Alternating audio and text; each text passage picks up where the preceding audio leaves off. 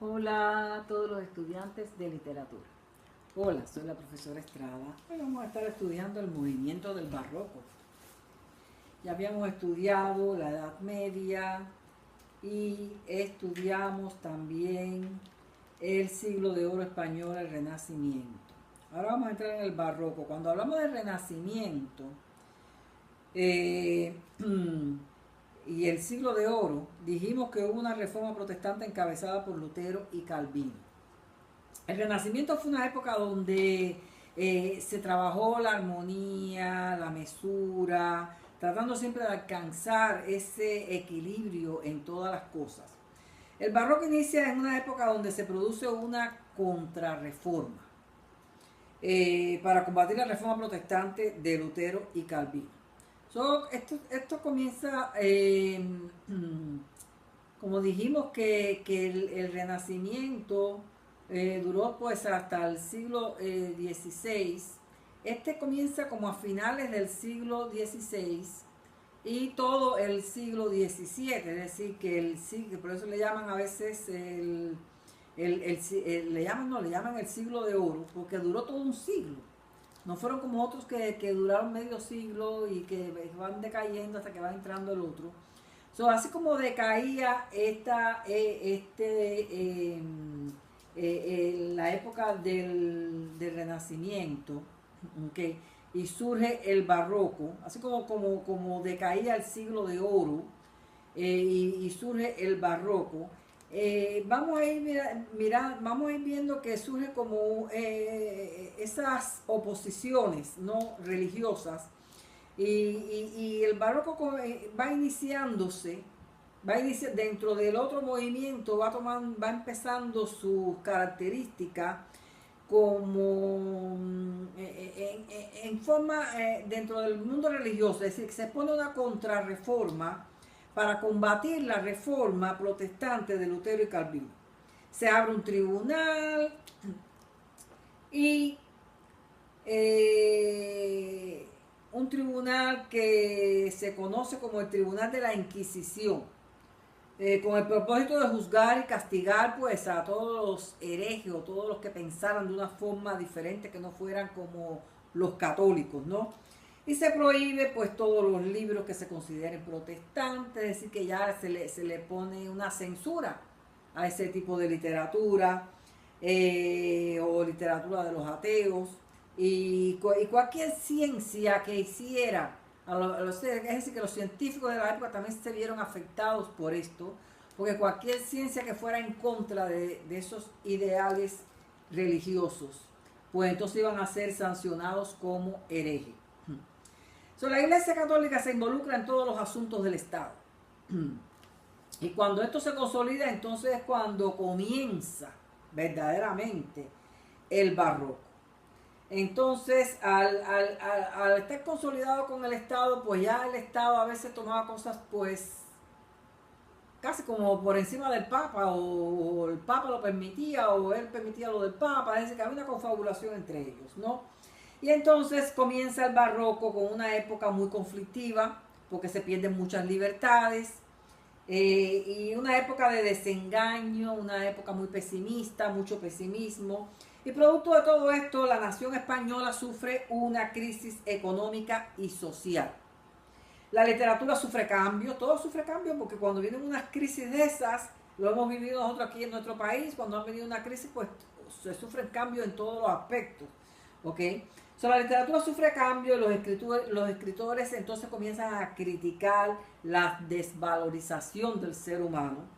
Los ciudadanos de la época sentían una gran tensión espiritual, pues no se sentían libres de hablar del tema o de estudiar el tema.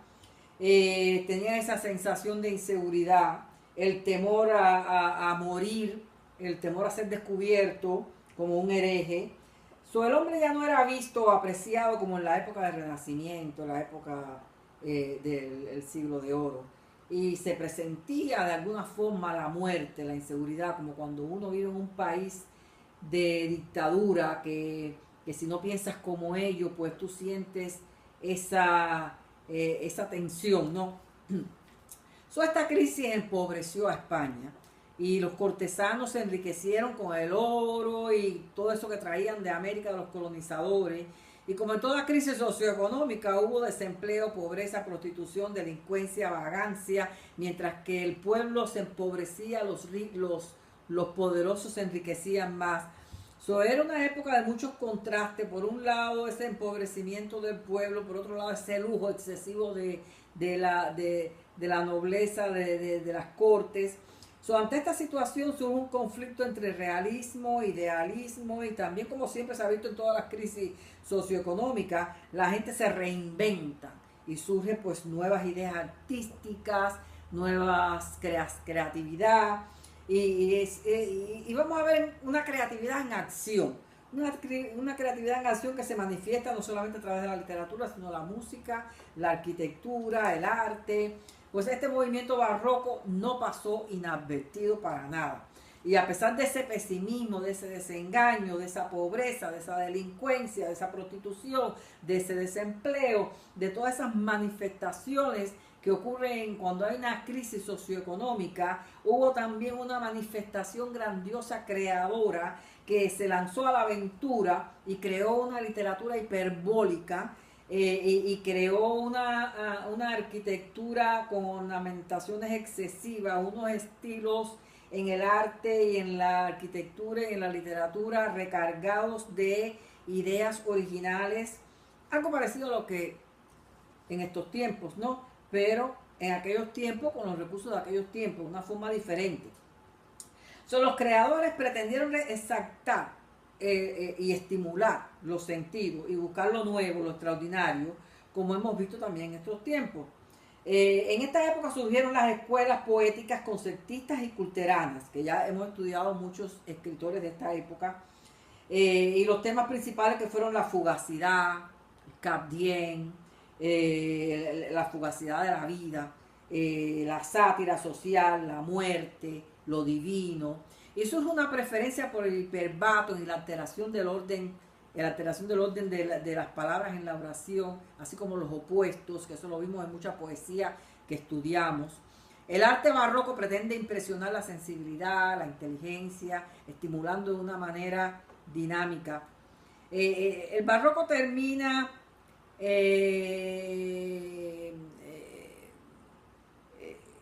esa apropiación que se había hecho durante el Renacimiento de los clásicos grecolatinos, es decir, la parte esa de literatura clásica o los clásicos grecorromanos o los clásicos de la literatura griega. Es decir, el barroco, con el barroco terminan esa apropiación que se había hecho durante el Renacimiento. Con esta época existe una pérdida de la valorización humana, del sentido de la vida, el pesimismo, como lo dije, y también entonces entra a jugar la culpa. La culpa, es inculcada la culpa y se dice que es por nuestros pecados. Eso fue una tarea de la iglesia, es decir, no por los pecados. Por eso es que entonces vienen todas estas cosas de vender las indulgencias y toda esta corrupción de la iglesia para ayudar en la construcción de San Pedro y todas esas cosas. Mucha corrupción eclesiástica y política en esa época, en todos los tiempos había. Pero bueno, en cuanto a arquitectura, al igual que en la literatura, se expresaron con un exceso de adornos, como dije ahorita, las líneas curvas, las dimensiones exorbitantes y asimétricas. Y fue en esta época del barroco que surgió la famosa novela El Quijote de Miguel de Cervantes, considerada como la primera novela moderna, que fue una parodia a las novelas de caballería, y ya lo estudiamos ya. En poesía, Luis de Góngora con su obra Fábula de Polifemo y Galatea, que ya la estudiamos también, Soledades, todo esto representando el culteranismo. Francisco de Quevedo con sus composiciones de amor y otras obras representando entonces el conceptismo. El famoso Teatro Lope de Vega con una renovación de ese género. Tirso de Molina y el Burlador de Sevilla, teatro de 3 actos. Calderón de la Barca complementando el Teatro de Lope de Vega con otros elementos que introdujo en este género. Así que así concluyó el barroco.